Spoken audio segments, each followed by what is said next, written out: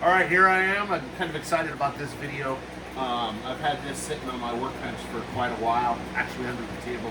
I made this a long time ago just for a experimental gear set I was testing for somebody. But I finally just finished it up. This is a T5. This is out of your typical 85 to 93 Mustang. So I've constructed this thing almost entirely of faulty gears. This might be the only good part in the car, but it's actually a 4-cylinder transmission, which is visually identical to the V8 transmissions, and it basically covers everything from actually 85 to 04. And so this is how it works. We've got your shifter here, and so I'll start off here, starting from biggest to smallest. In here is your first gear. That's your slider that selects first and second. Okay, this is second gear. This is third gear. And the input shaft is also fourth gear. This is called your cluster shaft, or it's also called the counter shaft, counter gear. And these gears are fixed. These ones free spin. Now this is fifth, which is on the outside of the case. So let's see if you're able to get this here. Okay, yeah, I think we can do this. So you're gonna watch, it's gonna slide. I'm gonna go into first gear, and you see, now it selects first gear. Until that gear was selected, these gears free spin on the shaft, so they don't apply any torque against here.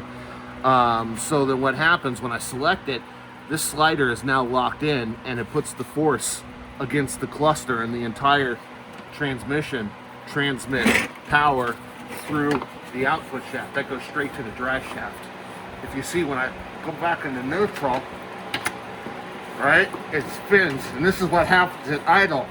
The input shaft is spinning with the engine, but the rear wheels are not moving. So if you lock it in the gear, it will go. Oh yeah, this is great. I'll show you. You lock it in the second gear now, right here, and now second gear is selected, and you can see it in second gear spinning. So now here's third. You're going to see it move up to here, and third is going to select this gear. Okay, so now third is selected, fourth is selected, and which is the input shaft. This happens to be 1-to-1. There's no gear multiplication or reduction going on. Essentially, the engine is connected straight to the drive shaft, and that's how that works. Sometimes you'll hear a whine in first, second, third. It'll go away in fourth. The reason being is because these tend to free spin on the shaft, and the whining is actually on the teeth of the cluster shaft and the input shaft. In fact, we can see a little bit of wear on this right here. If you look down, let's see if I can see that. This is the beginning stages of it. I know it's dirty, but you can see that stripe in the middle of the gear. That happens from running low on fluid. The teeth wear, and you get kind of space between the teeth. Maybe almost kind of like backlash, but there's no adjustment for that. And so when you're driving, it whines because of the gap. But when you go into fourth is locked in, so it's essentially 1-to-1 all the way back, and the whine goes away. So let's finish this up. We got a couple more gears. These are the hardest ones to engage in the position I'm in. So this is fifth gear, okay, and we're gonna watch when I go here. Now it's in fifth gear, right? Now here's the tricky one. Okay, reverse comprises of the teeth on the slider, as well as the teeth on the counter. And let's see if you can you see this down here? Keep an eye on this gear as I shift it into reverse. Okay, this one's going to be hard on the workbench. There you go.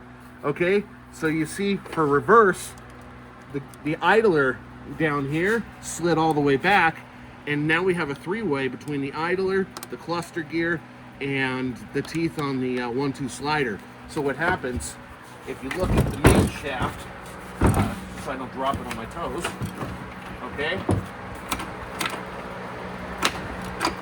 Sorry guys. You spin it. Again, give me some patience here. All right, we're in reverse.